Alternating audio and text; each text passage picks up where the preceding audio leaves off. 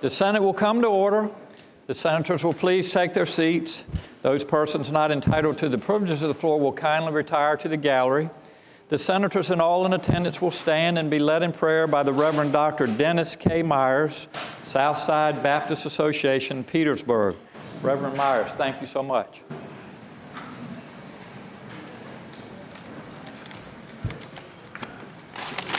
Good afternoon, and let us pray, please, and thank God for the blessings of life. Dear Heavenly Father, we thank you for this day. We thank you for the fellowship we have in your name.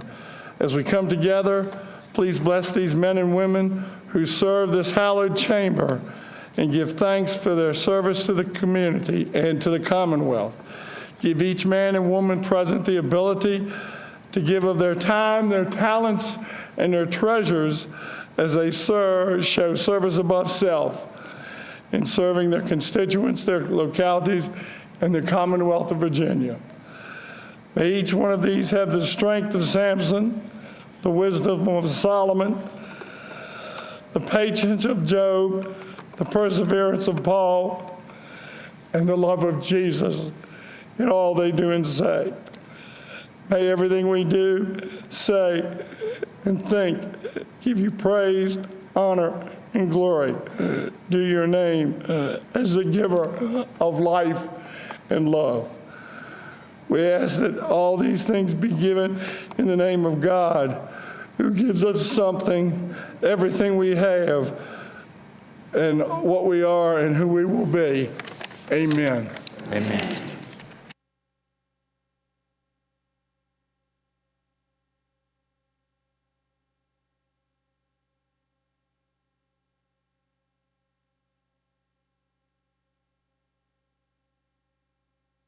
The clerk will call the roll. All those present, please vote aye. The clerk will close the roll. Quorum, Mr. President. Senate Journal for Wednesday, January 20th, 2016. The senator from Richmond City, Senator Sturdivant, moves that the reading of the journal be waived. All in favor of waiving the reading of the journal will record their votes aye. Those opposed, no. Are the senators ready to vote? Have all the senators voted? Do any senators desire to change their votes? The clerk will close the roll. Ayes 32, noes 4. Ayes 32, noes 4. The reading of the journal is waived. The clerk will please report any communication from the House of Delegates. We do not have any, sir. The clerk will please report any communications from the governor. We do not have any, sir. Thank you, Madam Clerk. The time has come to introduce guests to the gallery and take up other matters of the morning hour. The senator from Petersburg, Senator Dance. Thank you, Mr. President. I rise for the purpose of 3 introductions. Senator has the floor. Thank you. This morning, the Senate was led in prayer by Reverend Dr. Dennis K. Myers. Reverend Myers serves as the president of the Southside Baptist Association in Petersburg, Virginia, and he's also president of the Petersburg Breakfast Rotary. I've had the pleasure of knowing Reverend Myers for some time now, and I truly admire his commitment and work. He is accompanied by his wife, Connie, who's in the gallery.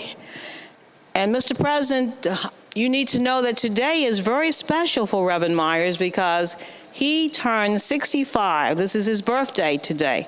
And we are grateful that he chose to share a portion of his day with us. So, Mr. President, I would ask that the Senate give him and his wife a warm Senate welcome. Thank you, Senator. Reverend Myers and your wife, Miss Connie Myers, would you please rise? Thank you so much for being here with us today. And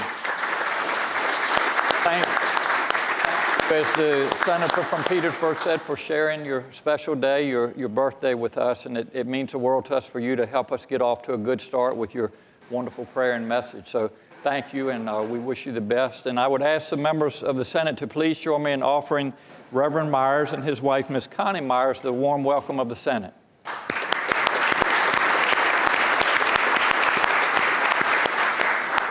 The senator from Petersburg, Senator Dance. Thank you, Mr. President. In the gallery, we have with us students and their instructor from the Southside Program for Adult and Career Education, also known as SPACE. This regional adult education program serves the counties of Prince George, Sussex, Surrey, Dinwiddie, and Greensville, and the cities of Emporia, Hopewell, Petersburg, and Colonial Heights. They are here today learning about the legislative process. This group of students is currently a part of a larger class at Fort Lee. We also have with us members of the Virginia Association of Adult and Continuing Education. Mr. President, I would ask that the Senate give them a warm welcome. Thank you, Senator. Would members from the Virginia Association for Adult and Continuing Education please rise? I'm trying to creep you out, but we're on camera when you stand up. Thank you all for being. Just to the folks that are visiting so kindly in the gallery, when we recognize folks, I'm going to say a couple words, and then I will ask for your welcoming. So thank you. But thank you all for being here today, and thank you for advocating for all that you do in the Commonwealth. I would ask the members of the Senate to please join me in offering members from the Virginia Association for Adult and Continuing Education the warm welcome of the Senate.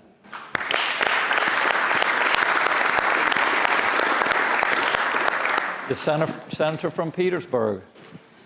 Thank you again, Mr. President. Today in the gallery, we have a group of men from the Alpha Phi Alpha Fraternity Incorporated. The Alpha Phi Alpha fraternity is our first intercollegiate fraternity founded by African American men. Their mission is to develop leaders, promote brotherhood and academic excellence while providing service and advocacy for our communities.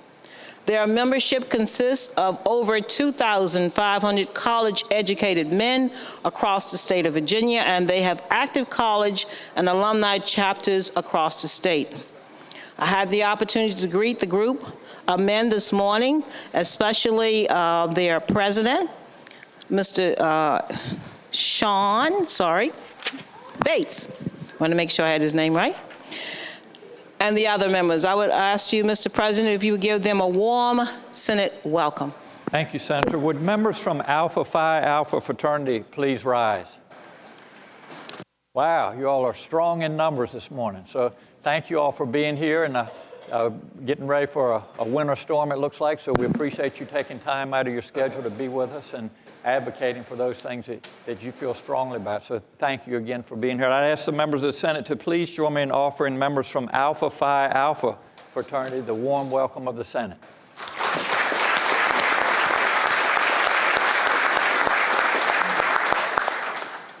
The Senator from Russell County, Senator Chafin. Mr. President, I rise for the purpose of an introduction. Senator has the floor. Together with us in the gallery today are several guests that have braved the weather of Southwest Virginia to be here with us. And seated in the gallery are Mr. Harry Rutherford and his wife, LaVon Rutherford, Dennis and Marla Short, Harold and Joyce Gibson, Shelley Breeding, Carter McLaughlin, Wendell Turner, Jay Lewis and Vicki Lewis, Steve Breeding, who is chairman of the Board of Supervisors in Russell County, and board members David Eaton and Lou Ann Wallace. And I hope I haven't missed someone that slipped in on me. But the good people of Southwest Virginia are here to meet today with the legislature, and were here yesterday, and they have a reception tonight scheduled at the Omni, to all of which everyone here is invited. And later on today, we'll be taking up Senate Joint Resolution 108, which commends Harry Taft Rutherford Jr. For his many contributions to Russell County, Southwest Virginia, and the Commonwealth as a whole, for his more than 36 years of service as a board member of the Russell County IDA, where he has served as vice chair and chairman for many years, and his leadership and service through the many organizations and businesses in Southwest Virginia that he has served upon. Mr. President, I hope that the members of the Senate and you will give our guests from Russell County the warm welcome of the Senate. Thank you, Senator. Would members from the Russell County delegation please rise? Welcome, and thank you, sir, for your service to Russell County and to the Commonwealth. And as the good senator said, we appreciate you taking time out. We always enjoy your reception for the Southwest, and I know there's a little bit of weather ahead of us. So Hope you all have safe travels back to your area of the Commonwealth. I would ask the members of the Senate to please join me in offering members of the Russell County delegation the warm welcome of the Senate.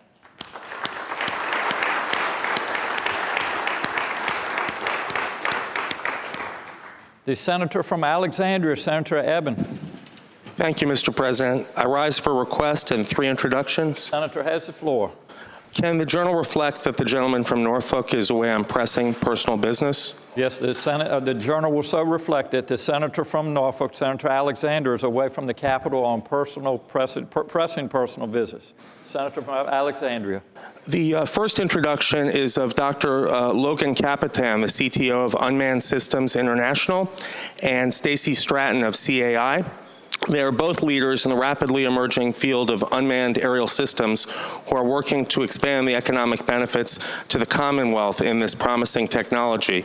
And Ms. Stratton and I have been friends for about 30-something years since we were both at college at American University. I can't say that we've been in touch all those years, but she does know some stories that I hope she won't tell you. Thank you, Senator. Would members from the Unmanned Aerial Systems please rise? Thank you all so much for being here from up in Alexandria. It's a wonderful part of the Commonwealth, and thanks for all that you're doing for your interest. I'd ask the members of the Senate to please join me in offering Senator Eben's guests a warm welcome of the Senate.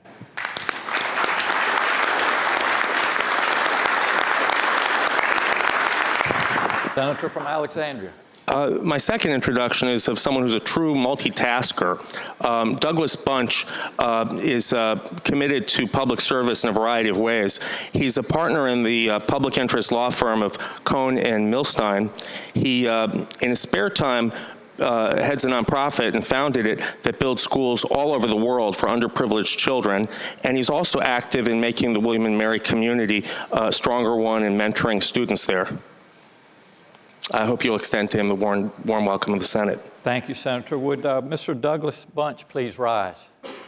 And to you as well, thank you for being here today, and thank you for all that you do for the underprivileged in the Commonwealth. I'd ask the members of the Senate to please join me in offering Mr. Douglas Bunch the warm welcome of the Senate.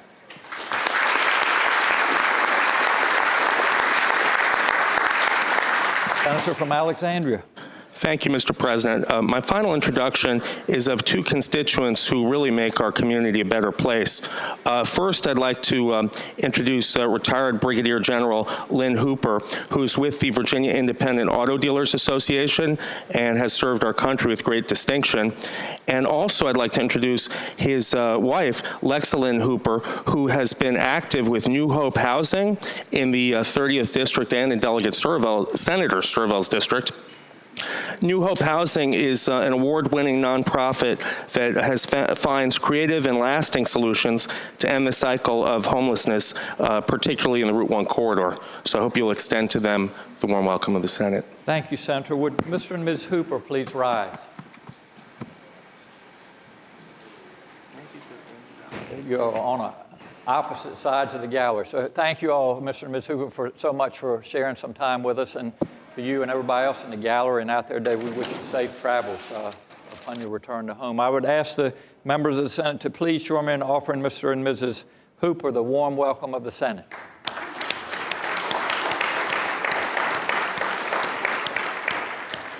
The Senator from Arlington, Senator Favola. Thank you, Mr. President. I rise for purposes of an introduction. Senator has the floor. Thank you. I also want to include Senator McPike in this introduction as well. We are here to support the American Council on Education Women's Network. 2 of their leaders have joined us. Part of their program is to groom leaders, women leaders, and to expose them to how government works. These ladies are here to observe the General Assembly process and to also participate. So I would encourage as many lawmakers as possible to speak with both Barbara Hopkins and Dr. Marlene McCabe. Barbara Hopkins is currently the acting dean of the Manassas campus of the Northern Virginia Community College, and Ms. Hopkins has taught accounting courses for 10 years and has made significant contributions in developing a curriculum that actually improves student learning outcomes And Dr. Marlene McCabe is the Strategic Planning and Policy Manager, and she's on the Nova College staff, has close to 20 years of human resource experience. I ask you to welcome both of these ladies. Thank you. Thank you, Senator. Would Ms. Barbara Hopkins and Marlene McCabe please rise? Thank you all so much for being here today. I was recently up at the Northern Virginia Community College, and you all have so much to be proud of, and all part of the process as we work toward the new Virginia economy. So thanks for helping with preparation for those that are going into our workforce, and appreciate you all being here today. I would ask the members of the Senate to please join me in offering Ms. Barbara Hopkins and Marlene McCabe the warm welcome of the Senate.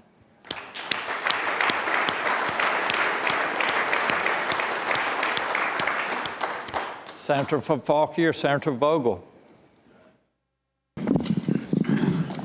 Thank you, Mr. President. I rise for purposes of 2 introductions. Senator has the floor. Thank you, Mr. President. I am very proud to have the opportunity today to introduce in the gallery representatives from Virginia's Career and Technical Student Organization. They're in their state presidents. They are accompanied by one of my constituents, Ryan Witzig, and also other chaperones, Heather Heiserman, Andy Stevenson, Debbie Will, Ann Craddock, and Deborah Tripp. The students who are here today represent the 7 career and technical student organizations that are currently available to students in Virginia's middle and high schools. And those students are DECA State President Isaac Weintz, he's from Clark County High School, FCCLA State President Haley Copeland from Strasburg High School, FFA State President Chandler Vaughn from Randolph Henry High School, TSA State President Aaron Sullivan from Abingdon High School, Skills USA State President Michaela Currents from Turner Ashby High School. In addition, we also have one national president with us today. Kelsey Stoner from Deep Run High School is the current TSA national president. So we are very, very proud of these young men and women who have demonstrated such leadership, and I would like to ask you to please extend to them the very warm welcome of the Senate. Thank you, Senator. Would members from Virginia's Career and Technical Student Organization please rise? Well, good afternoon, and thank you all for being here, and thanks for playing such a major role and part in preparing, again, people for our workforce. So. Especially with vocational and technical training. So thank you for all that you do. I'd ask the members of the Senate to please join me in offering members from the Virginia's Career and Technical Student Organization the warm welcome of the Senate.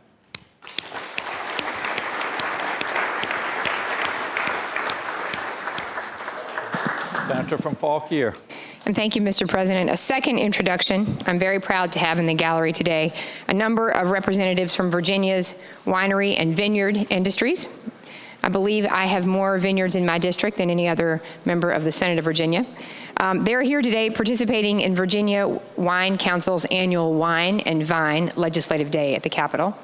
As many of you know, farm wineries, cideries, and vineyards continue to be a rapidly growing sector of the agriculture industry. The number of wineries in Virginia has grown from 129 in 2005 to more than 255 in 2016. Virginia Wine generates $750 million in economic impact to Virginia, supporting employment for 4,800 people industry-wide. Virginia's wine industry generated $132 million in wine tourism expenditure, and also 1.6 million tourists visited Virginia wineries. Virginia ranks 5th in the nation for wine grape production, which is impressive. So please join me in welcoming representatives from the wineries, also their Assistant Director, Ben Rowe, who's here in the gallery, and please extend to them the warm welcome of the Senate. Thank you, Senator. Would members from the Virginia Wine Council please rise? Welcome, and just as the senator from Fauquier said, we appreciate what you all do for Virginia's economy and also through tourism. And being from the Eastern Shore, we're very proud of our wineries over on the Eastern Shore as well, as well as those that are throughout the Commonwealth. So thanks to all you all do to contribute to the Commonwealth. So we appreciate you being here. I would ask the members of the Senate to please join me in offering members from the Virginia Wine Council the warm welcome of the Senate.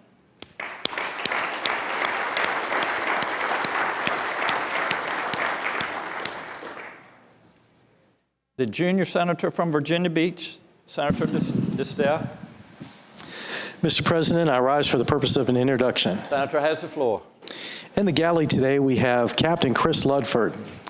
Chris is a 19-year veteran with the Virginia Beach Fire Department, currently serves as a captain of Firehouse 6. Chris also owns and operates Pleasure House Oysters, based in the Lynnhaven River of Virginia Beach.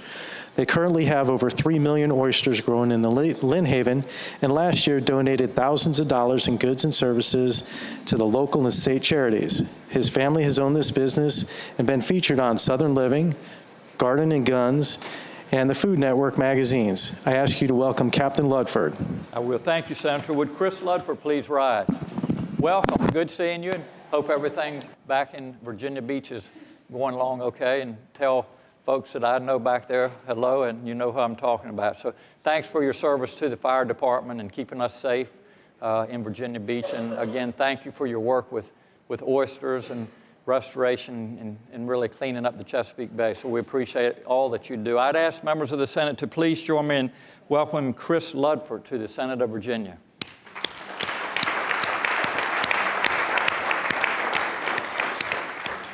The senator from Spotsylvania, Senator Reeves. Thank you, Mr. President. I rise for the purpose of introduction. Senator has the floor. Mr. President, as we all get ready to go home for Snowmageddon to be with our families, there are some of those that we've seen outside today that are in the gallery today that are preparing to leave their homes so that they can protect us as we get ready for this. And 3 of those individuals are in the gallery today. There is Sergeant Adelheid Dalton from the Army National Guard, Tech Sergeant Brian Aquino from the Air National Guard, and Specialist Paul Capazzo, all right, I butchered it. Specialist Capazzo, Specialist, stand up and tell me how to pronounce your correct last name. Capazzola. Mr. President, as I was. From the Virginia Defense Force, thank you, Specialist. Mr. President, I would ask that you would not only give them the warm welcome, but keep them in our thoughts and prayers as they get ready to deploy for what's about to hit us. Thank you, Mr. President. Thank you, Senator. Would Sergeant Dalton, Tech Sergeant Aquino, and Specialist Capozzoli please rise? Thank you all for being here. And you're in uniform, ready to go, ready for action today. We appreciate all that you all do for the Commonwealth and your service. So we just, and as the Senator said, we pray and hope that you stay safe and can keep the Commonwealth safe as well. So thank you for being here this morning. I would ask members of the Senate to please join me in offering Sergeant Dalton, Tech Sergeant Aquino, and Specialist Capozzoli the warm welcome of the Senate.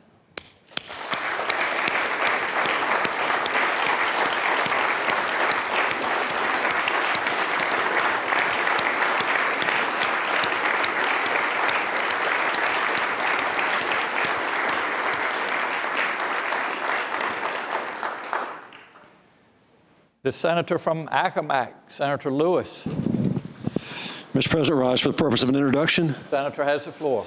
Mr. President, members of the Senate, visiting with us in the gallery today is a group of students and educators from the Middle Peninsula Regional Adult and Career Education Program.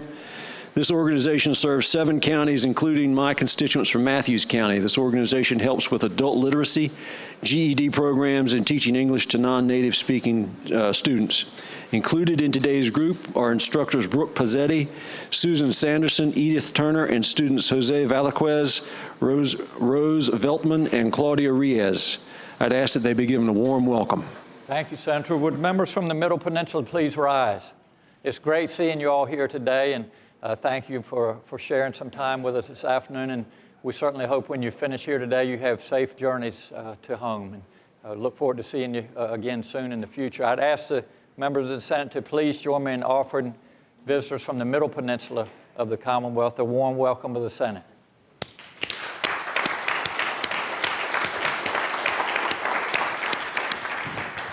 The senator from Portsmouth, Senator Lucas. Thank you, Mr. President. Mr. President, I rise for the purpose of an introduction. Senator has the floor. Mr. President, it is indeed my pleasure today to be able to welcome our friends from the March of Dimes from across the Commonwealth who are here to support legislative issues that help improve the health of babies by preventing birth defects, premature births, and infant mortality. The March of Dimes is dedicated to improving the health of all babies and their families. Prematurity is the #1 killer of babies in the United States.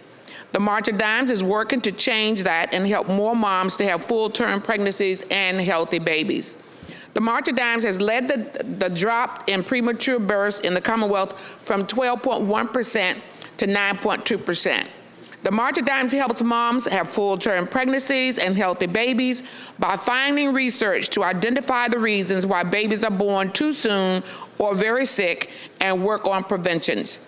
Some of this work is performed at Virginia's own highly acclaimed research facilities. The March of Dimes is pioneering a novel team approach to examine the complex problems of preterm births from every angle by launching 5 transdisciplinary prematurity research centers aimed exclusively at finding the unknown causes of premature birth. All these centers, scientists from many diverse disciplines work together to develop a new strategy to understand and ultimately develop preventions for preterm labor. We recognize the March of Dimes for the contributions made to our Commonwealth, and Mr. President, I would appreciate it if you would give them a warm Senate and Virginia welcome. Thank you, Senator. Would members from the March of Dimes please rise? Welcome this morning, and we really do appreciate all that you do for preventing premature births. And as the Senator said, this is something that we've made a lot of progress over the years, and obviously still have some room to go. But thanks for your advocacy, and thanks for being here today, and we wish you safe travels this afternoon. I would ask the members of the Senate to please join me in offering members from the March of Dimes the warm welcome of the Senate.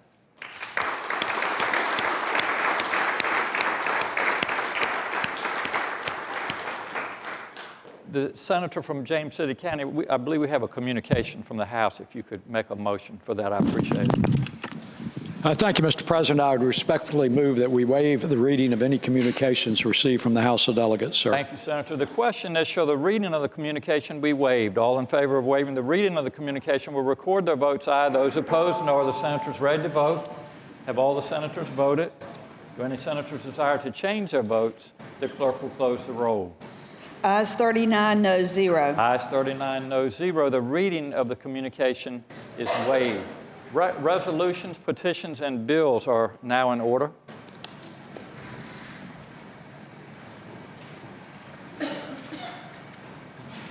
Is there any other business to come before the morning hour, rather? The clerk will please call the calendar. Senator from Rockingham, Senator Obenshain. Mr. President, I move that the rules be suspended, the Committee for Courts of Justice be discharged from further consideration of the resolution, and that House Resolution number 178 be taken up for immediate consideration. Thank you, Senator. The question is, shall the rules be suspended, the Committee for Courts of Justice be discharged from further consideration of the resolution, and House Joint Resolution number 178 be taken up for immediate consideration? All in favor of the motion will record their votes aye. Those opposed, no. Are the senators ready to vote? Have all the senators voted? Do any senators desire to change their votes? The clerk will close the roll. Ayes 39, noes 0. Ayes 39, noes 0. The rules are suspended to take up the resolution for immediate consideration. The senator from Rockingham. Mr. President, I move that the reading of the resolution be waived. The question is, shall the reading of the resolution be waived? All in favor of the motion will say aye. Those opposed, no. The ayes have it. The reading of the resolution is waived. The senator from Rockingham. Mr. President, I move that the resolution be agreed to. The question is, shall the resolution be agreed to? All in favor of agreeing to the resolution will record their votes aye. Those opposed, no. Are the senators ready to vote? Have all the senators voted? Do any senators desire to change their votes? The clerk will close the roll. Ayes 39, noes 0. Ayes 39, noes 0. The resolution is agreed to. The chair directs the senator from Rockingham, Senator Obenshain, to inform the House of Delegates of the action of the Senate. The Senate will stand at ease.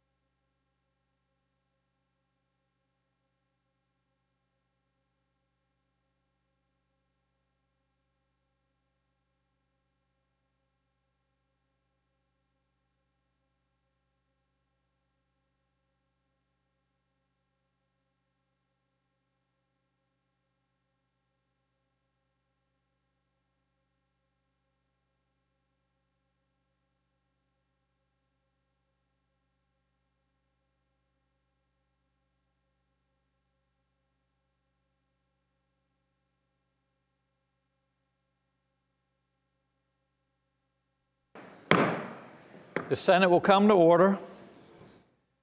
The time for the joint order for certain judicial elections has arrived, and the Senate on its part is ready to proceed with the execution of House Joint Resolution number 178. The senior senator from Virginia Beach, Senator Wagner.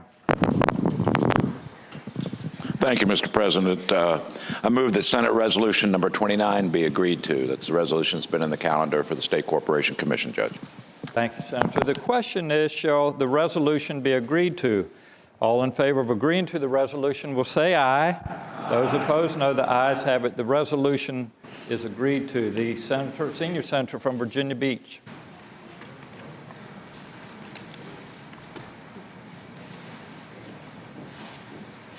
Yes, I'm sorry. The chair directs Senator Wagner from Virginia Beach to inform the House of Delegates of that the nominations have been made by the Senate.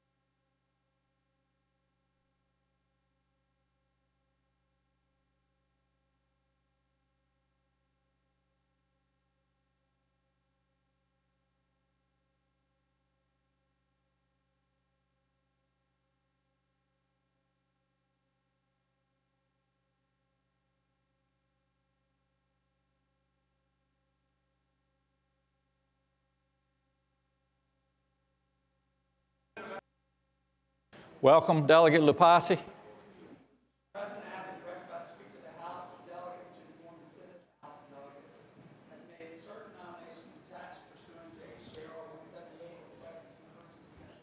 Thank you, Delegate.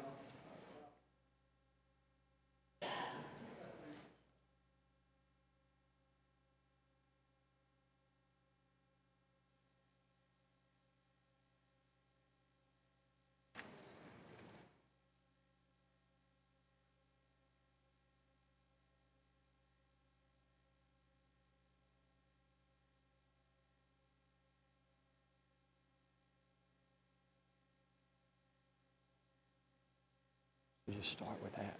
I don't have to call on anybody. As many are in favor of the nominee of the Senate as named by Senate Resolution number 29 to be a member of the State Corporation Commission will record their votes aye. Those opposed, no. Are the senators ready to vote? Have all the senators voted? Do any senators desire to change their votes? The clerk will close the roll. Ayes 39, noes 0. Ayes 39, noes 0. The motion carries. The the chair appoints Senators Black, Sturtevant, and Lucas, the committee on the part of the Senate, to count and report the vote of each House in each case. The Senate will stand at ease.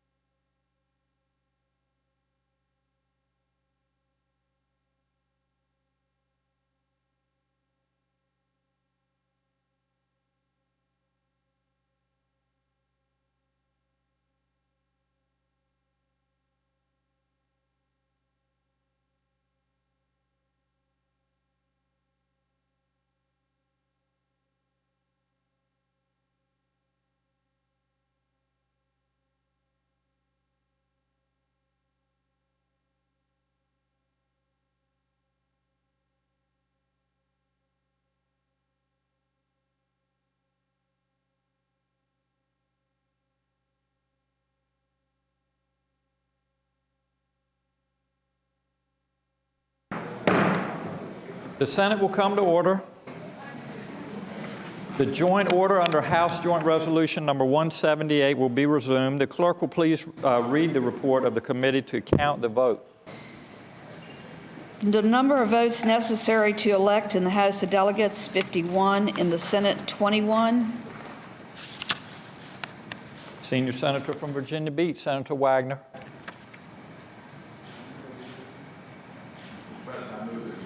Reading of the vote. Thank you, Senator. The question is, shall the reading of the report be waived? All in favor of the motion will record their votes aye. Those opposed, no. Are the senators ready to vote? Have all the senators voted? Do any senators desire to change their votes? The clerk will close the roll. Ayes 37, noes 1. Ayes 37, noes 1. The reading of the report is waived. Those named in the report as having received the vote of a majority of the members elected to each house of the General Assembly are declared duly elected as a member of the State Corporation Commission. Congratulations. Yeah. Now we're back on script again. The senator from Rockingham, Senator Obenshain.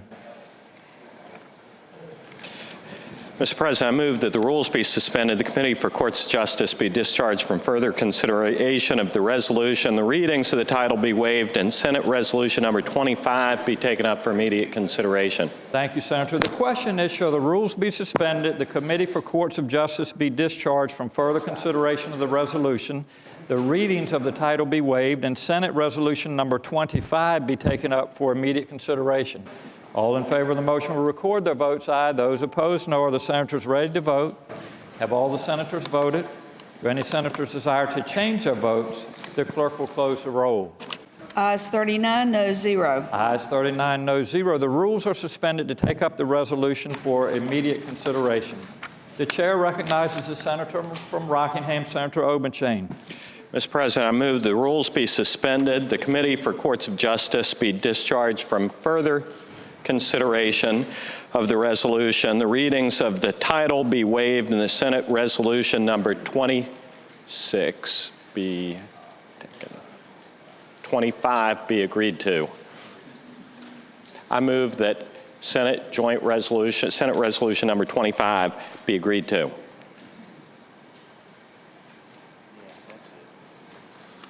The question is, shall the resolution be agreed to?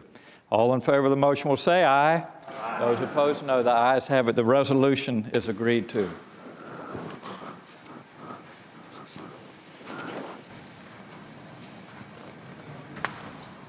Nominations are now in order for judges of the respective circuit courts. Senator from Rockingham, Senator Obenshain. What I just said.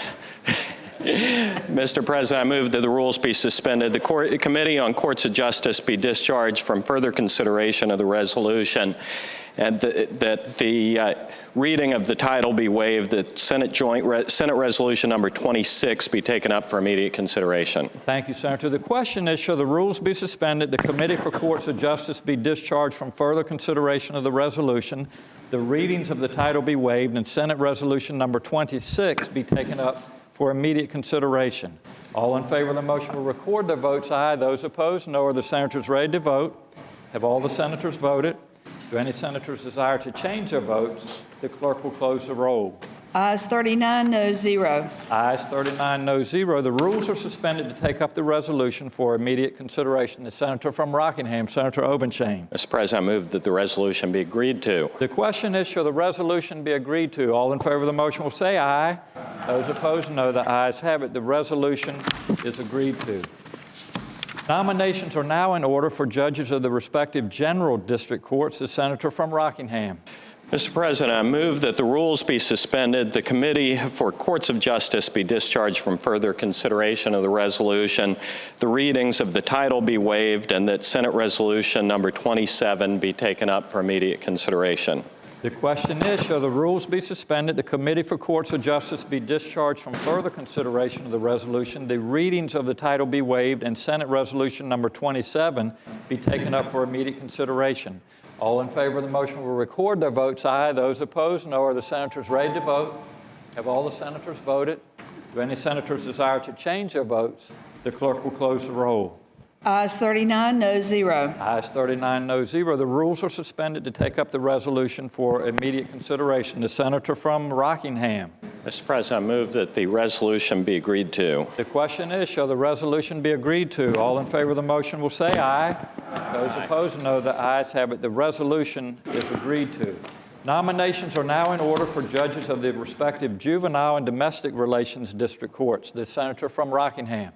Mr. President, I move that the rules be suspended, the Committee for Courts of Justice be discharged from further consideration of the resolution, the readings of the title be waived, and Senate Resolution number 28 be taken up for immediate consideration. The question is, shall the rules be suspended, the Committee for Courts of Justice be discharged from further consideration of the resolution, the readings of the title be waived, and Senate Resolution number 28 be taken up for immediate consideration? All in favor of the motion will record their votes aye. Those opposed, no. Are the senators ready to vote? Have all the senators voted? Do any senators desire to change their votes? The clerk will close the roll. Ayes 39, no 0. Ayes 39, no 0. The rules are suspended to take up the resolution for immediate consideration. The senator from Rockingham.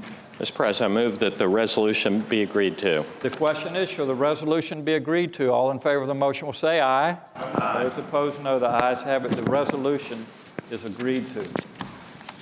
Nominations are now in order for a member of the Virginia Workers' Compensation Commission, the senior senator from Virginia Beach, Senator Wagner.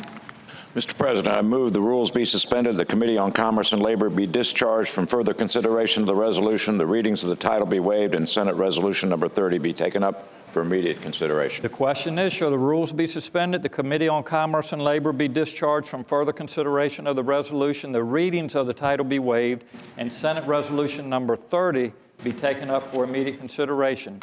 All in favor of the motion will record their votes aye. Those opposed, no. Are the senators ready to vote? Have all the senators voted? Do any senators desire to change their votes? The clerk will close the roll. Ayes 39, no 0. Ayes 39, no 0. The rules are suspended to take up the resolution for immediate consideration. The senior senator from Virginia Beach, Senator Wagner. Mr. President, I move the resolution be agreed to. The question is, shall the resolution be agreed to? All in favor of the motion will say aye. Those opposed, no. The ayes have it. The resolution is agreed to. The chair directs the senator from Rockingham, Senator Obenshain, to inform the House of Delegates of the nominations that have been made by the Senate. The Senate will stand at ease.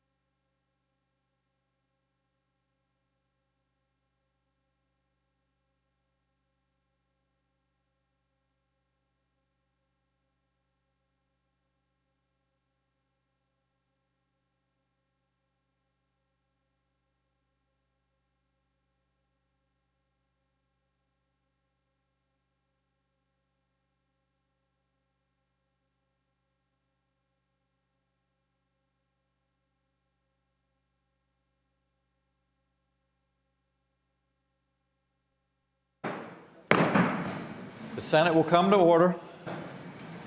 Pursuant to the joint order, it is now in order that the rolls be called. As many as are in favor of the nominee of the Senate as named by Senate Resolution Number 25 to be a judge of the Court of Appeals of Virginia will record their votes aye. Those opposed, no. Are the senators ready to vote? Have all the senators voted?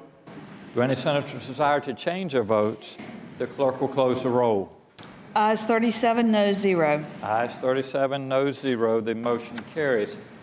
All in favor of the nominees of the Senate as named by Senate Resolution Number 26 to be judges of the respective circuit courts will record their votes aye. Those opposed, no. Are the senators ready to vote? Have all the senators voted? Do any senators desire to change their votes? The clerk will close the roll. Ayes 39, noes 0. Ayes 39, noes 0. The motion carries. All in favor of the nominees of the Senate as named by Senate Resolution Number 27 to be judges of the respective general district courts will record their votes aye. Those opposed, no. Are the senators ready to vote? Have all the senators voted? Do any senators desire to change their votes? The clerk will close the roll. Ayes 39, noes 0. Ayes 39, noes 0. The motion carries. All in favor of the nominees of the Senate as named by Senate Resolution Number 28 to be judges of the respective juvenile and domestic relations district courts will record their votes aye. Those opposed, no. Are the senators ready to vote? Have all the senators voted? Do any senators desire to change their votes? The clerk will close the roll. Ayes 39, noes 0. Ayes 39, noes 0. The motion carries. As many as are in favor of the nominee of the Senate as named by Senate Resolution Number 30 to be a member of the Virginia Workers' Compensation Commission will record their votes aye. Those opposed, no. Are the senators ready to vote? Have all the senators voted? Do any senators desire to change their votes? The clerk will close the roll. Ayes 39, noes 0. Ayes 39, noes 0. The motion carries. The chair appoints Senator Chafin, Sturtevant, and Deeds, the committee on the part of the Senate, to count and report the vote of each House in each case. The Senate will stand at ease.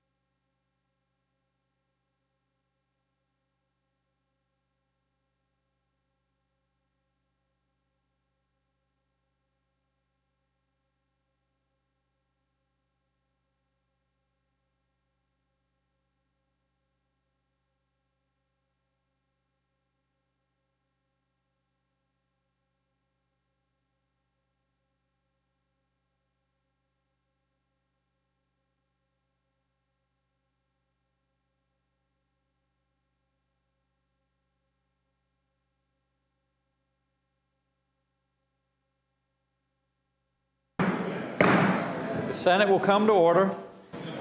The joint order under House Joint Resolution number 178 will be resumed. The clerk will please read the report of the committee to count the votes.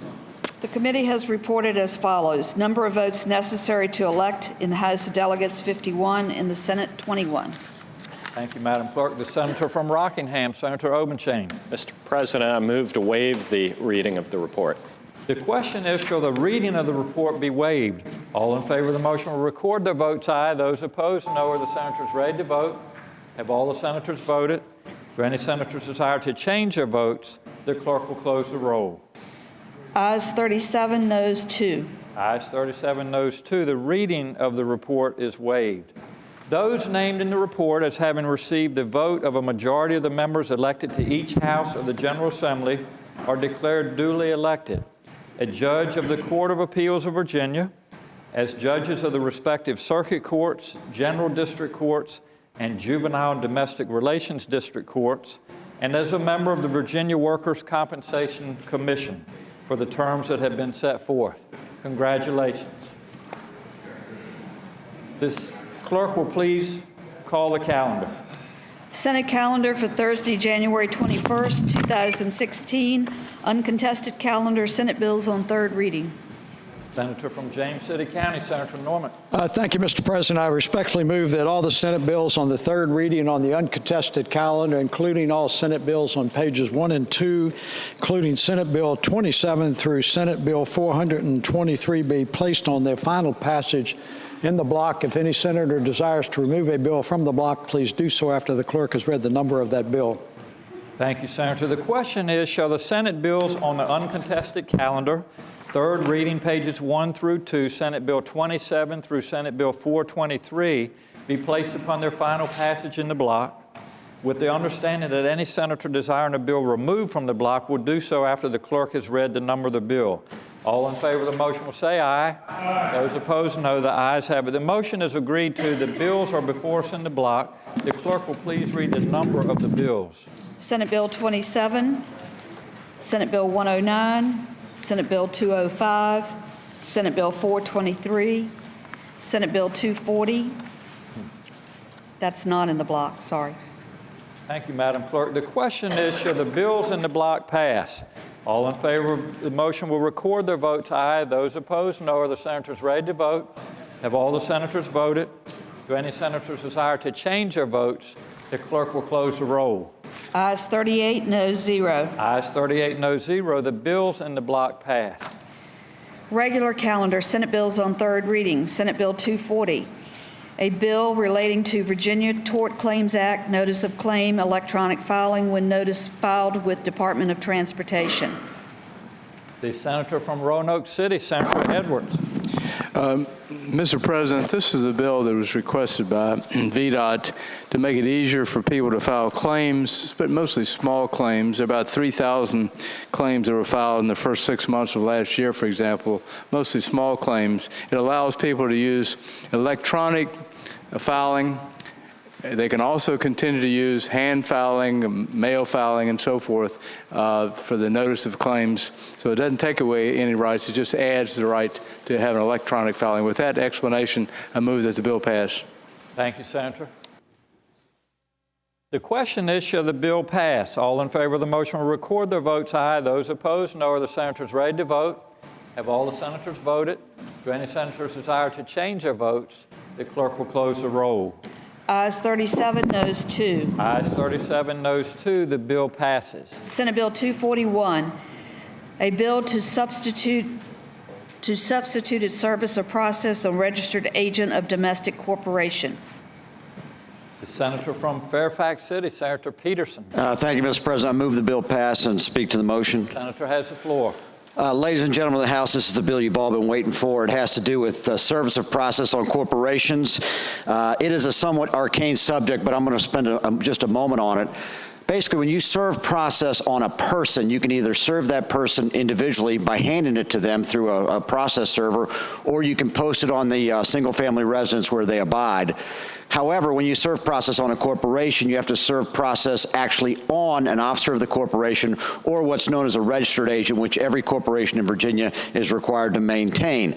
What has happened in the new world of corporations is that more and more individuals have put their assets or put their businesses within an LLC, a limited liability company, which oftentimes can be a home-based business based out of their house. So you have an odd situation where someone can be served by posting on their house if they're an individual. However, if that person is operating through an LLC or a corporation, that same house, they can hide behind the door or hide behind the curtains and not accept service and not open the door, and you cannot get service by posting. You actually got to go back to the clerk, have a new summons issued, and then serve it through the Secretary of the Commonwealth. This is actually a serious issue when it comes to a situation where you have theft or fraud or embezzlement, whereas a civil litigator, you need to move quickly to get service in order to get an injunction or get some type of immediate relief. So I had a more ambitious bill that would have sort of treated individuals and corporations equally. That didn't get through, but I want to thank the gentleman from Franklin who kind of narrowed it down in scope to at least level the playing field between home-based corporations and individuals, and having give that overlong and tedious explanation, I appreciate your vote. Thank you. Thank you, Senator. The senator from Rockingham, Senator Obenshain. Thank you, Senator. The question is, shall Senate Bill 241 pass? All in favor of the motion will record their votes aye. Those opposed, no. Are the senators ready to vote? Have all the senators voted? Do any senators desire to change their votes? The clerk will close the roll. Ayes 26, noes 13. Ayes 26, noes 13. The bill passes. Senate Bill 424, a bill relating to the Department of Criminal Justice Services Private Security Registrant's photo identification. The senator from Alexandria, Senator Eben. Mr. President, I move the bill pass, and speaking to the bill. Senator has the floor. SB 424 renews the practice of including a photograph on the state-issued IDs for private security registrants. These include private investigators, armed security guards, and personal protection specialists, as well as locksmiths. It provides the public with a degree of certainty when someone interviews them or they run into these people that they are who they say they are in potentially dangerous situations. I renew my motion that the bill pass. Thank you, Senator. The question is, shall Senate Bill 424 pass? All in favor of the motion will record their votes aye. Those opposed, no. Are the senators ready to vote? Have all the senators voted? Do any senators desire to change their votes? The clerk will close the roll. Ayes 39, noes 0. Ayes 39, noes 0. The bill passes. Uncontested calendar, Senate bills on second reading. Senator from James City County, Senator Norman. Thank you, Mr. President. I would respectfully move that all of the Senate bills on the second reading on both the uncontested and regular calendar, which would include all Senate bills on pages 4 through 6, including Senate Bill 24 through Senate Bill 374, be engrossed in advance to the third reading in the block after the adoption of any amendments thereto. Any senator who desires to remove a bill from the uncontested second calendar will please do so after the clerk has read the number of the bill. And I inadvertently hit the wrong tape, and so these are only the Senate bills on the second reading on the uncontested calendar. Thank you, Senator. The question is, shall all Senate bills on second reading of the uncontested calendar on pages 4 through 6, Senate Bill 24 through Senate Bill 374, be engrossed in advance to the third reading in the block after the adoption of amendments thereto, that any senator desiring to remove a bill from the block will do so after the clerk has read the number of the bill. All in favor of the motion will say aye. Those opposed, no. The ayes have it. The motion is agreed to. Senate Bill 24, reported from the Committee on General Laws and Technology. Senate Bill 38, reported from the Committee on General Laws and Technology. Senate Bill 192, reported from the Committee on Commerce and Labor. Senate Bill 209, reported from the Committee on Commerce and Labor. Senate Bill 374, reported from the Committee on Commerce and Labor. The question is, shall the Senate bills be engrossed in advance to their third reading? All in favor of the motion will say aye. Those opposed, no. The ayes have it. The bills are engrossed in advance to their third reading. Regular calendar, Senate bills on second reading. Senate Bill 11, a bill relating to sex offender and crimes against minors registry, publication of registrant's employer information. Reported from the Committee for Courts of Justice with amendment. The senator from Northern Fairfax County, Senator Howe. Thank you, Mr. President. I move the committee amendment be agreed to. The question is, shall the committee amendment be agreed to? All in favor will say aye.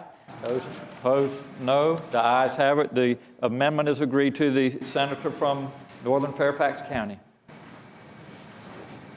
Mr. President, I move the bill be engrossed in advance to its third reading. Thank you, Senator. The question is, shall the bill be engrossed in advance to its third reading? All in favor will say aye. Aye. Those opposed, no. The ayes have it. The bill is engrossed in advance to its third reading. Senate Bill 179, a bill relating to the Small Business Investment Grant Fund Administration qualifications. Reported from the Committee on General Laws and Technology.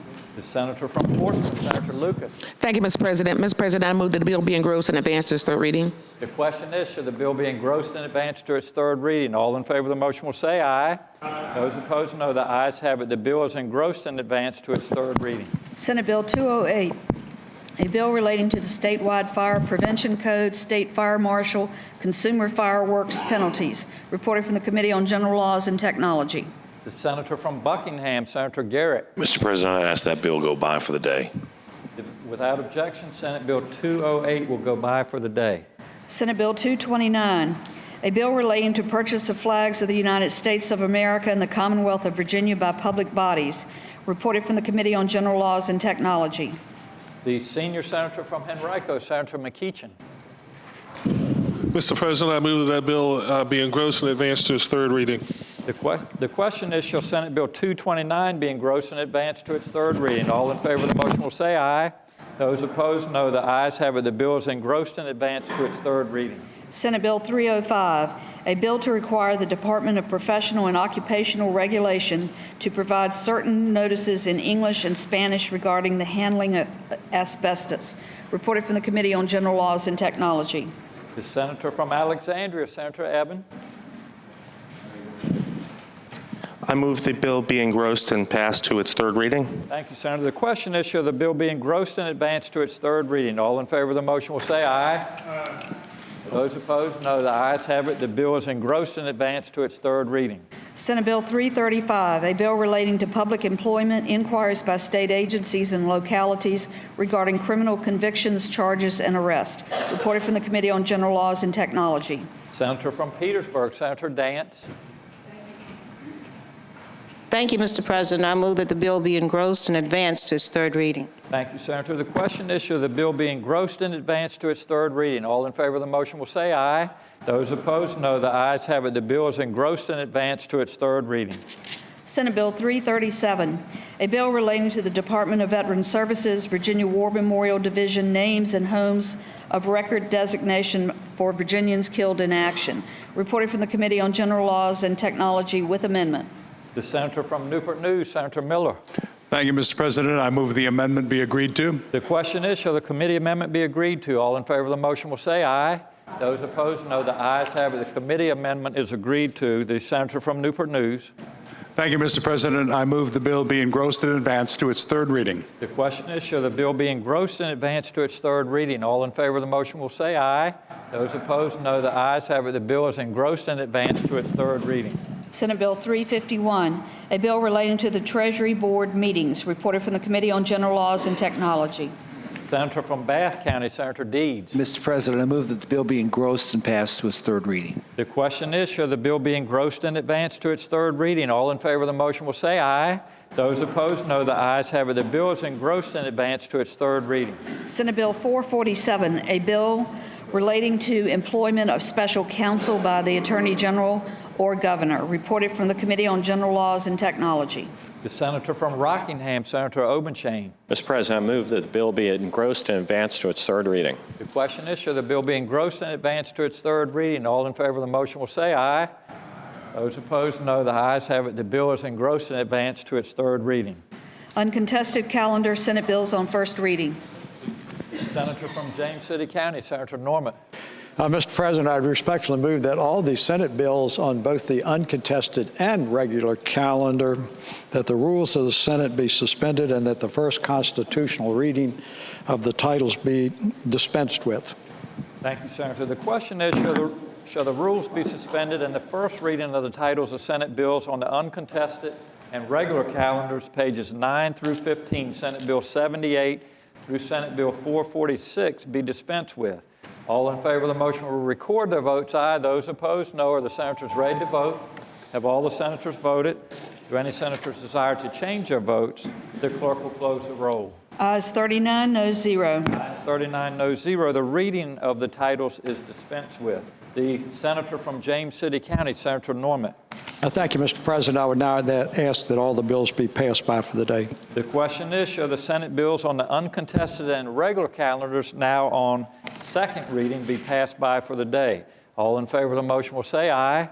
Those opposed, no. The ayes have it. The bills will go by for the day. Page 15, regular calendar, Senate Joint Resolutions on first reading. Senate Joint Resolution 1, ratifying the Equal Rights Amendment to the United States Constitution. Senate Joint Resolution 70, proposing an amendment to the Constitution of Virginia by adding in Article 1 a section numbered 11-A relating to the right to work. Memorial resolutions. The senator from James City County, Senator Norment. Mr. President, I would now move that all the memorial resolutions on pages 16 through 20, which would include House Joint Resolution number 4 through Senate Resolution number 3, be agreed to in the usual manner, waiving the reading of the resolution. Any senator who desires to remove a memorial resolution from the block should please do so after the clerk has read the title of that resolution. Thank you, Senator. The question is, shall the memorial resolutions on pages 16 through 20, House Joint Resolution 4 through Senate Resolution 3, be considered in the block in the usual manner, waiving the reading of the resolutions thereof, with the understanding that any senator desiring a resolution removed from the block will do so after the clerk has read the title of the resolution? All in favor of the motion will say aye. Those opposed, no. The ayes have it. The motion is agreed to. The resolutions are before us in the block. The clerk will please read the titles of the memorial resolutions. House Joint Resolution 4, celebrating the life of Emily Elizabeth Selke. House Joint Resolution 5, celebrating the life of Yvonne Marie Ciarlo Selke. House Joint Resolution 8, celebrating the life of George Albert Williams. House Joint Resolution 24, celebrating the life of Evelyn Thompson Lawrence. House Joint Resolution 25, celebrating the life of Roy L. Skeen. House Joint Resolution 26, celebrating the life of Sharon Smith Hembry. House Joint Resolution 27, celebrating the life of Geraldine Hankins Sword. House Joint Resolution 28, celebrating the life of Stephen W. Morris. House Joint Resolution 35, celebrating the life of Adam Ward. House Joint Resolution 39, celebrating the life of Allison Bailey Parker. House Joint Resolution 40, celebrating the life of Richard T. Allen, Jr. House Joint Resolution 47, celebrating the life of Roger Green. House Joint Resolution 51, celebrating the life of Jesse Klingenpill. House Joint Resolution 57, celebrating the life of Anthony Young. House Joint Resolution 60, celebrating the life of Charles Rinker. House Joint Resolution 74, celebrating the life of James O. Shaw, Jr., M.D. House Joint Resolution 111, celebrating the life of Dan Rudolph Lowe. House Joint Resolution 113, celebrating the life of Jerry Paul Miller. House Joint Resolution 114, celebrating the life of Clyde F. Jackson. House Joint Resolution 118, celebrating the life of Alfonso Laseo Holland Sr. House Joint Resolution 128, celebrating the life of Wilford Taylor Sr. House Joint Resolution 129, celebrating the life of Roger Parker, Jr. House Joint Resolution 147, celebrating the life of Carlton Lee Wingfield. House Joint Resolution 148, celebrating the life of Edith R. Jones. House Joint Resolution 153, celebrating the life of Vandine Rose Fable Padigo. Senate Joint Resolution 74, celebrating the life of Dennis M. Gronka. Senate Joint Resolution 76, celebrating the life of Mary Esquera. Senate Joint Resolution 100, celebrating the life of Kathleen Flanagan McManus. Senate Joint Resolution 103, celebrating the life of Vincent Johns Thomas. Senate Joint Resolution 104, celebrating the life of the Honorable Leonard W. Lambert, Sr. Senate Joint Resolution 105, celebrating the life of Alex Bledsoe James. Senate Joint Resolution 110, celebrating the life of Rudolph Prosser Crowther, Sr. Senate Joint Resolution 111, celebrating the life of Albert Stewart III. Senate Resolution 3, celebrating the life of Robin Thompson. Thank you, Madam Clerk. The resolutions will be agreed to in the usual manner. All those in favor of agreeing to the memorial resolutions will please rise. The resolutions are agreed to. Commending resolutions. Senator from James City County, Senator Norman. Thank you, Mr. President. I would now move that all of the commending resolutions on pages 20 through 28 of the calendar, including House Joint Resolution number 6 through Senate Resolution number 23, be agreed to in the block in a voice vote, waiving the reading of the resolution. Any senator who desires to remove a commending resolution from the block should please do so after the clerk has read the number of that resolution. The question is, shall the commending resolutions on pages 20 through 28, House Joint Resolution 6 through Senate Resolution 23, be considered in the block by voice vote, waiving the reading of the resolutions with the understanding that any senator desiring a resolution removed from the block will do so after the clerk has read the number of the resolution. All in favor of the motion will say aye. Those opposed, no. The ayes have it. The motion is agreed to. The resolutions are before us in the block. The clerk will please read the number of the resolutions.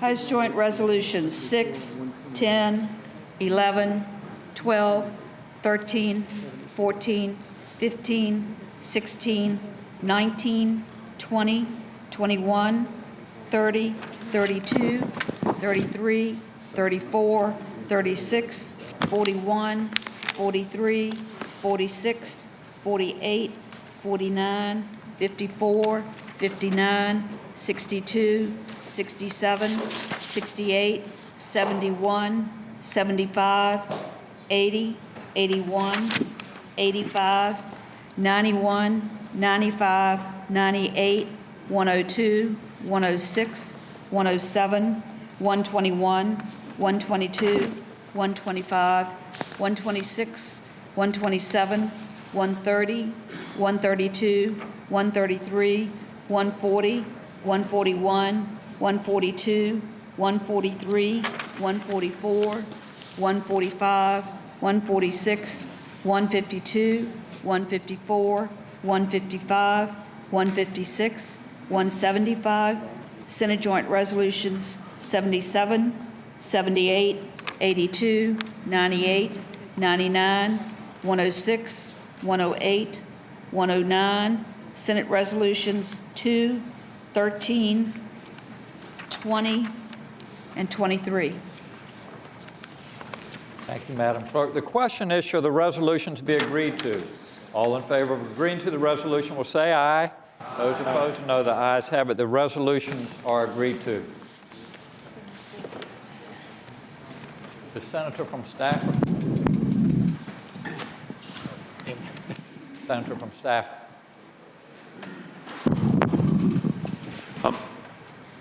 Mr. President, I would ask that the rules be suspended and House Joint Resolution 188 be taken up for immediate consideration.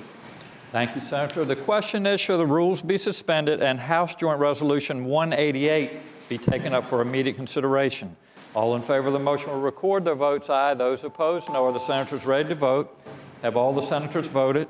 Do any senators desire to change their votes? The clerk will close the roll. Ayes 39, no 0. Ayes 39, no 0. The rules are suspended to take up the resolution for immediate consideration. The clerk will please read the title. House Joint Resolution Number 188, commending Richard V. Hurley. Senator from Stafford, Senator Stewart. Thank you, Mr. President. Mr. President, I'd move the resolution be agreed to. Thank you, Senator. The question is, shall the resolution be agreed to? All in favor of the motion will say aye. Those opposed, no. The ayes have it. The resolution is agreed to. The Senator from James City County, Senator Norman. Mr. President, inquire the clerk, does that complete today's calendar? Yes, sir. Is there any other business to come before the Senate? The Senator from Augusta, Senator Hanger. Thank you, Mr. President. Point of personal privilege. Senator has the floor. Thank you, Mr. President, members of the Senate. Stand before you today. We've gone through a series of recognitions over this past week as a tradition of the Senate. And I'd start out by saying that this being one of the first opportunities I've had to speak from this side of the aisle this year, that I would like to acknowledge that I consider myself an ambassador over here, Mr. President, and that I still remain loosely associated with the 20 on the south side of the floor. And I may need to continue to reinforce that throughout the session, Mr. President, but I just felt the need to make that expression here today. But I stand today to call attention to and honor the memory of Thomas Jonathan Stonewall Jackson on this, the observance of his birth on January the 21st, 1824. You know, I was reflecting as I came down Monday, we do this each year in observance of King, Lee, and Jackson. And I had the opportunity as I was driving down here Monday morning, I had turned on the radio as I went through Zion's Crossroads, and actually I would typically be listening to John Boy and Billy. But on this particular morning, I happened to hit NPR. And actually, it was the official observance of Dr. King's birth, and there was a speech.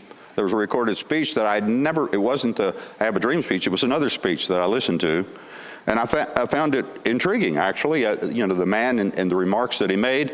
And as I thought about it, certainly reflecting back on the remarks from the gentlelady from Hampton and then the remarks from the gentleman from Stafford on the other two observances, that this was coming up. And, we really need to, as we observe tradition, just take a moment to reflect on why it is that we honor these individuals.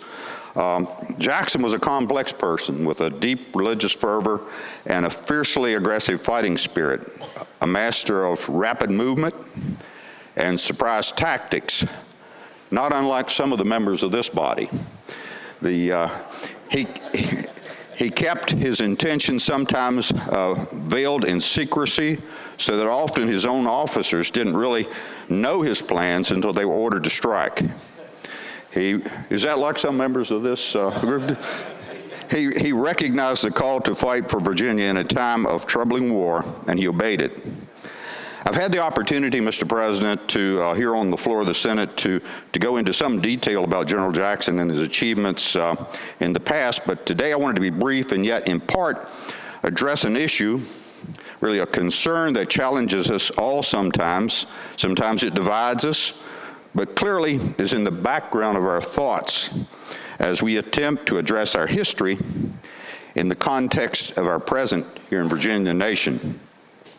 We at times are anxious to address past injustices, and at the same time, many of us are leery of becoming too politically correct or the opposite, potentially offensive, with whom we choose to honor in the manner in which we do it. We at times unnecessarily distance ourselves from our past great leaders who, as we superimpose the standards of today and look back at them through the prism of current experience, seem to have become diminished in stature. Who would know better than those of us who sit here today the shortcomings inherent in all who choose to serve in the public arena? When we look back in our history, we have, to those who have distinguished themselves, such as King, Lee, and Jackson, as we have recognized over this past week, we must remember to focus on their achievements and qualities of leadership that have caused them to make contributions to the betterment of mankind, and not to unduly focus on their moral shortcomings. I should say mortal shortcomings. The uninformed, the bigots, and the overly ambitious are experts at discovering the faults in others. We who are called to serve can rise above that. Jackson, Lee, and King rose above that. Jackson, a humble instructor at Virginia Military Institute, took up arms to protect our state and became so respected and admired by the citizens at that time that upon his death, he lay in state in our governor's mansion, was pulled through the streets of crowds that lined the streets here in the city of Richmond, and then lay at rest in the well of the House of Delegates. Mr. President, I move that when we adjourn today, we do so in honor of Stonewall Jackson. Thank you, Senator. The senator from Fairfax City, Senator Peterson. Thank you, Mr. President. I rise to speak on a point of personal privilege. Senator has the floor. Thank you, Mr. President. Ladies and gentlemen of the Senate, I'm glad to have the gentleman from Augusta speak on Stonewall Jackson, because it reminds me that at the Battle of First Manassas, there was a saying that there stands Jackson like a stone wall, rally behind the Virginians. And in that moment, like so many others, the eyes of the country were on Virginia, just like nearly 100 years later, 1989, the eyes of the country were on Virginia. We elected the first African-American governor. So as once before, as it was again, the eyes were on this Commonwealth. March 1st, the eyes will be on this Commonwealth because we will be holding a presidential primary. Now, it never ceases to amaze me how closely people follow national politics and how loosely they follow the goings-on in this body, at least up in my part of the state. And people are very interested in the presidential primary and all the folks and the personalities that are running. My own daughters are very interested in these campaigns when they had minimal interest in my campaign. But the bottom line is we will have an opportunity on March 1st to open the doors and let people come in and actually vote on an issue that they've been assessed about for the last 12 months. Now, I raised this because I had a meeting with a group of election officials from my part of the state on Monday.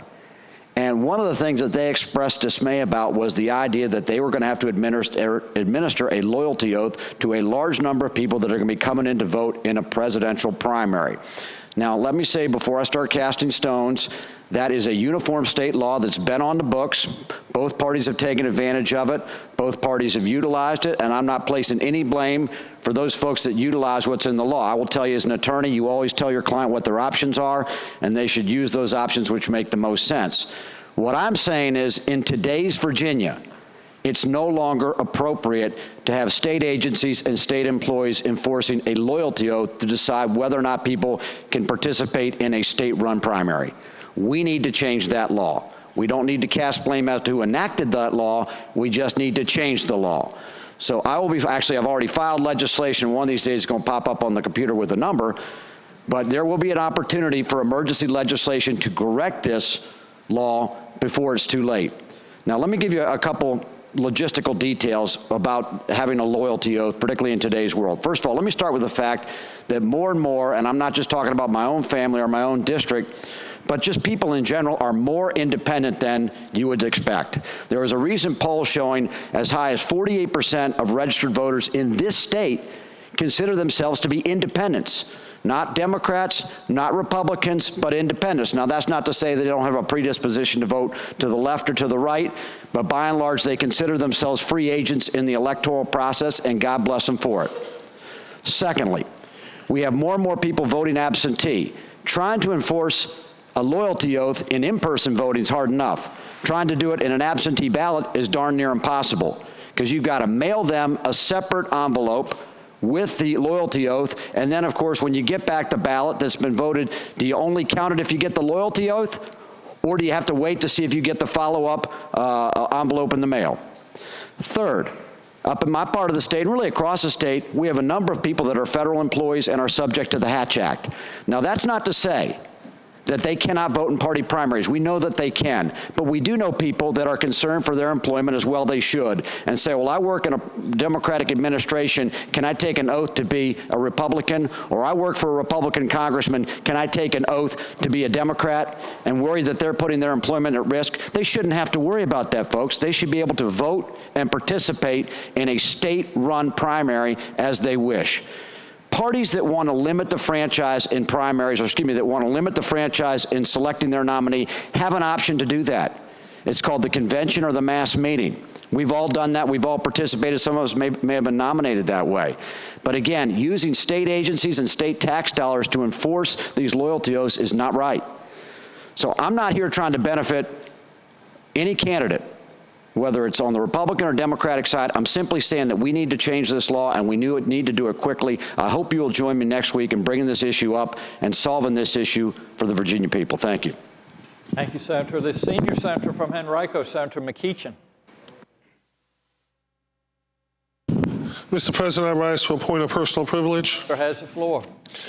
Mr. President, one of the advantages of living here in the Capitol is that occasionally you get to go to your law office.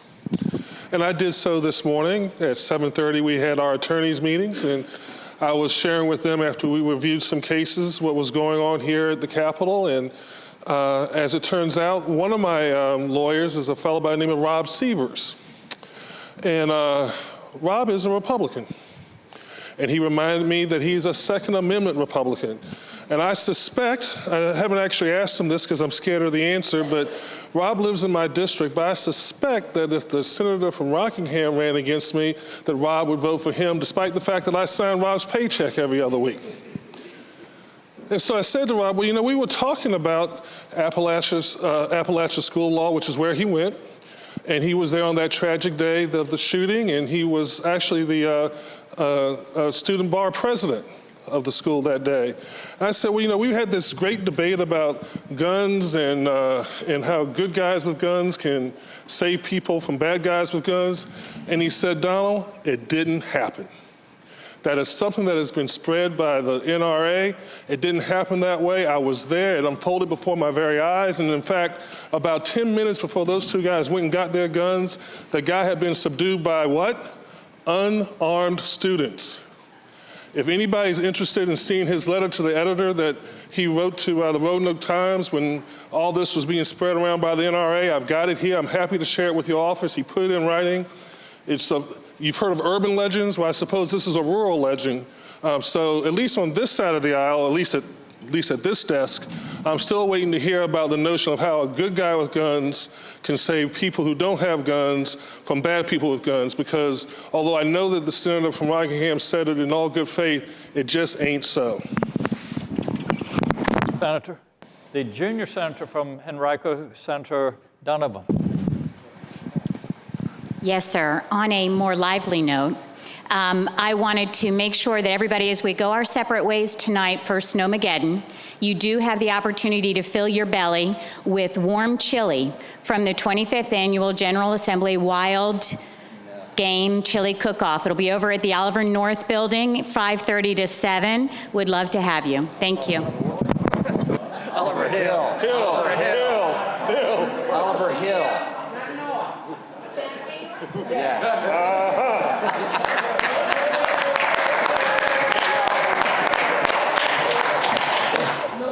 Senator, just so you know, that's where my office is too, so, okay.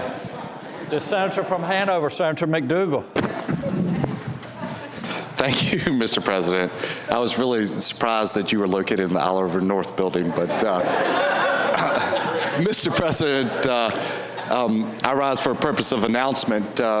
Members of the Senate, you probably have seen the notice come out from Madam Clerk, and when she goes through the calendar in a few minutes, you'll be formally given notice about the moving of a couple committees, we had to make some decisions yesterday based on the impending weather. And dependent on whether you listen to the local meteorologists to use the antiquated National Weather Service modeling, or you believe in the more advanced four-dimensional European model, everybody is starting to agree we're in for a lot of inclement weather over the next couple days. So in order to make sure that we're able to continue to do our work and do it in a timely fashion, we've done a couple things. First, we've moved the Rehab and Social Services Committee from meeting tomorrow morning till tonight. So some of you will be here for a lengthy time tonight, but we'll get the work done on that. We've also are going to move the Finance Subcommittee on General Government and Technology from 8 a.m. tomorrow to a half hour after the full Finance Committee finishes its work this afternoon. So that committee work will continue to go on today. And Mr. President, I think when the senator from Lynchburg makes the motion to adjourn, it will be a motion in conjunction with the House of Delegates so that we will adjourn today's session until Monday. So we will not be meeting in session tomorrow, pro forma or any other way, in order from our members from South Side and Southwest Virginia to be able to get back home before the inclement weather. But there's one other item I want to make sure everybody is aware of, and that is the procedural deadline that all bills have to be submitted by tomorrow at 3 o'clock. That deadline is still in place, and we will still adhere to it. There are 3 ways you can make sure that your bill is filed in a timely fashion. One, electronically, as we are permitted to do for most submissions. The other 2 ways are by fax or email to the clerk's office. And that information is in your inbox, but it does need to be in by 3 o'clock tomorrow. Now, that is all bills and resolutions, but does not include commending or memorial resolutions. So if you have those, you still have a little bit of time, but I did want to make sure that nobody is caught off guard. And if you don't get your bill in on time on Friday, I don't know that everybody will be as generous with unanimous consent going forward next week. So thank you, Mr. President, and we hope, and we will still be here at 8 o'clock Monday morning doing the People's Business and Courts Committee. Yes, sir. Thank you, Senator. The senator from Buckingham, Senator Garrett. Thank you, Mr. President. Rise on the point of personal privilege. Senator has the floor. I'll refrain from telling the story about the gentleman in the wheelchair who shot the person who was beating his sister to death, and skip to the same subject matter that the senator from Fairfax City discussed, and that is the primary coming up on March 1st. I'm not sure how many other members of this body, Mr. President, have heard from their registrars, have heard from people across the Commonwealth about concerns with that March 1st primary, but I speak to encourage my colleagues here in this body to do what they can to, A, encourage the governor to potentially intervene, or B, support their local electoral board members as we confront a circumstance that is as follows. The amount of interest in the presidential nominating contest on March 1st in Virginia, and as Virginia participates in the Super Tuesday or the SAC primary, is at a record high. I think we could agree. Voter turnout projections in Virginia for the primary go, depending upon whom you listen to, inch towards 1 million, which would be incredibly unprecedented for a primary. About 49% of the polling places in the Commonwealth of Virginia are located in schools. The hours that the law mandates that the polling places be open mean that there will definitively be an overlap between drop-off and pickup and voting. And so the educators who take the all-important task of educating our children to prepare them for the future must also then contend with the logistical influx of individuals who will far outstrip the total student population of the schools where these people are teaching. Additionally, there are logistical problems that are created by virtue of the fact that one might be forbidden from entering school property by virtue of some sort of conviction, having had their rights restored, however, still be allowed to vote. So we place then in jeopardy those individuals who wish to exercise their franchise but aren't allowed to go to a school while the school is in. And so while there's nothing that I can do in this point of personal privilege, I do think that this small bully pulpit afforded by this microphone and the ability to converse with you 39 leaders of the Commonwealth might give rise to some trend towards recognizing that the circumstances that our educators and our registrars and electoral board officials across the Commonwealth will face on March 1st and I want to watch the page's face when I said this, might be best served if we let the kids off of school that day. And so while it's not my job to make that determination, I would encourage anyone who has some input with their localities to be supportive, and with the governor to encourage that he consider just that very thing. There are any number of logistical problems that would be created, and I hate to see something happen, whether it is as it relates to voting or educating, that could have been avoided. Thank you. Thank you, Senator. The senior senator from Fairfax, Senator Saslaw. Mr. President, point of personal privilege. First, I'd like to tell the junior senator from Henrico County that you got about 100 more of them to go before you catch me. I'm the king of names mix-up, okay? It was interesting listening to the senator from Augusta with respect to, former or General Stonewall Jackson. And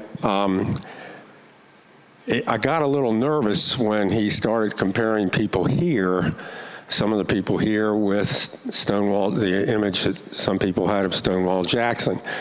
Hopefully, Senators McDougal, Obenshain, Norman, and McEachin and myself won't meet the same fate and be shot by our own people.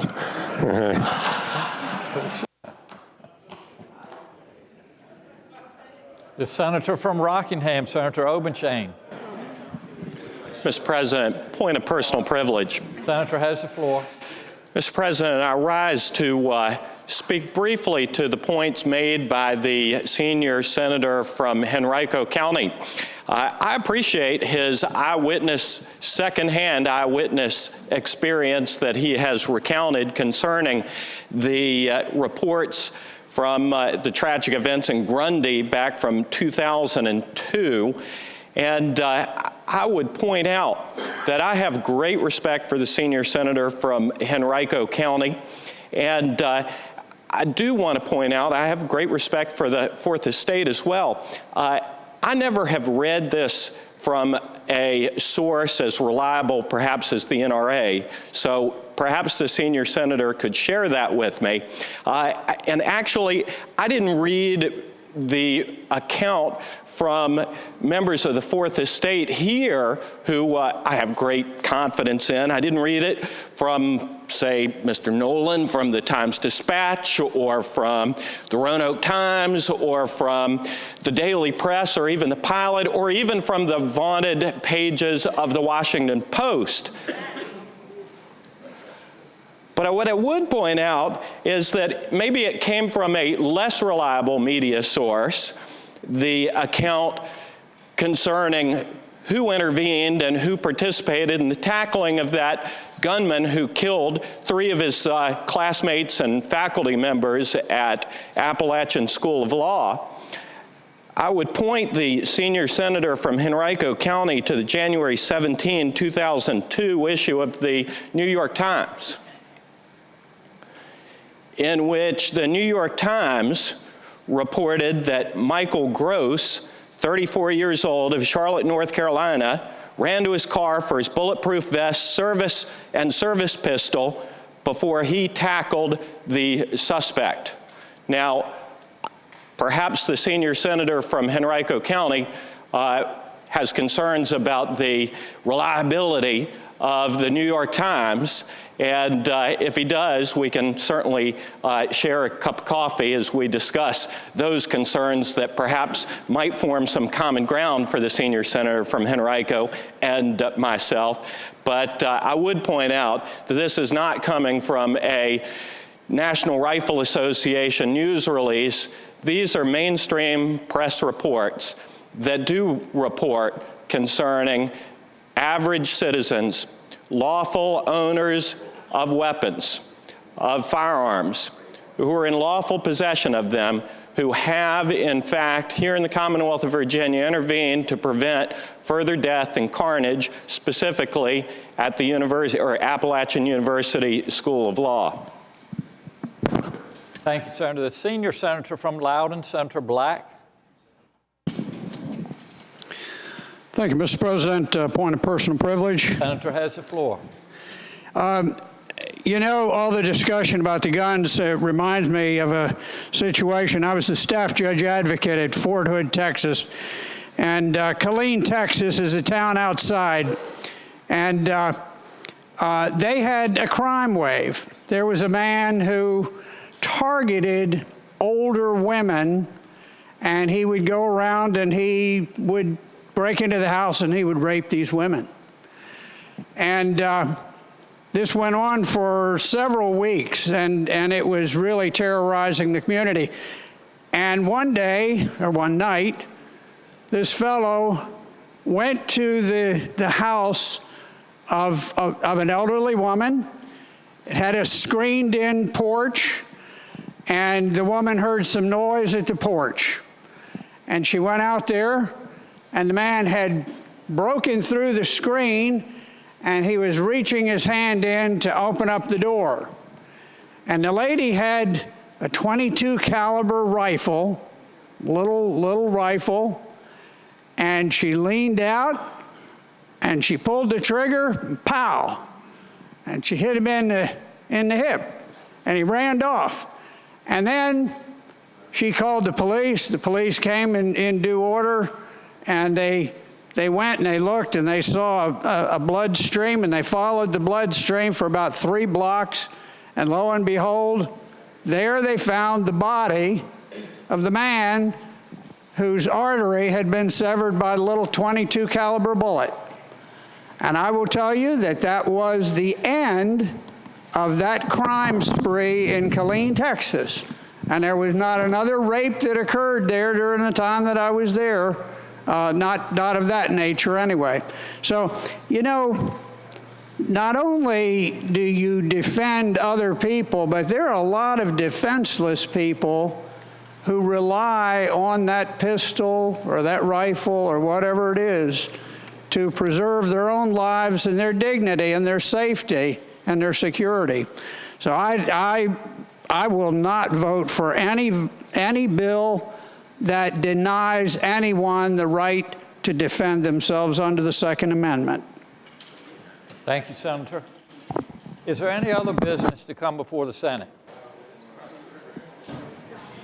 The clerk will please report any announcements on the desk.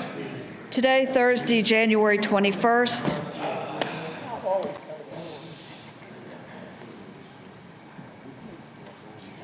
the Committee on Agriculture, Conservation, and Natural Resources will meet 1/2 hour after adjournment in Senate Room B. The Finance Subcommittee on Education will meet at 3 p.m. in the 10th floor conference room. Senators Norman, Newman, Howell, Saslaw, Hanger, and Ruff. The Committee on Finance will meet at 4 p.m. in Senate Room A for non-member amendments. The Finance Subcommittee on General Government Technology will meet 1/2 hour after adjournment of the Committee on Finance in Senate Room A. Senators Vogel, Hanger, Lucas, Newman, Alexander, and Obenshain. The Virginia Legislative Black Caucus meeting scheduled for today has been canceled. The Black Caucus has been canceled. The Committee on Rehabilitation and Social Services will meet at 6 p.m. in Senate Room B. On Monday, January 25th, the Committee for Courts of Justice will meet at 8 a.m. in Senate Room B. The Republican Caucus will meet at 11:30 a.m. in Senate Room 2. The Democratic Caucus will meet at 11:30 a.m. in Senate Room 1. Winter storm by the name of Jonas.